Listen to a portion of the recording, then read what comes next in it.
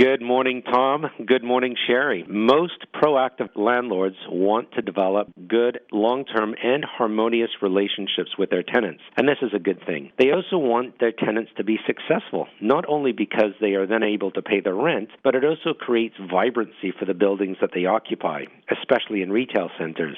Sometimes being nice to a tenant has unintended consequences, and this can come back to haunt a landlord. We had an incident recently where a commercial tenant was struggling to pay the rent, and they appealed to the landlord for help. The landlord, being sympathetic, offered to lower the rent for a period of 3 months so that the tenant had a chance to get back on their feet financially. At the end of the 3-month grace period, the tenant approached the landlord again, requesting that the lowered rent be continued. At this time, they also indicated that even with the lowered rent, they weren't sure if their business would survive. The tenant went on to inform the landlord that if anyone was interested in taking over their space, they would be willing to give it up to a tenant that had the ability to pay the full rent. The thinking of the landlord was, as they already had vacancies in their strip mall, logically any rent would be better than no rent, so they agreed to continue with the lower rent. This is a reasonable tactic. The landlord advised his leasing agent that the business might fail and to be on the lookout for potential tenants that could occupy the space, should it occur. The leasing agent, in turn, advertised the space in their brochure along with the other vacancies in the building. The next month, the tenant pulled a midnight move on the landlord and vacated with no notice.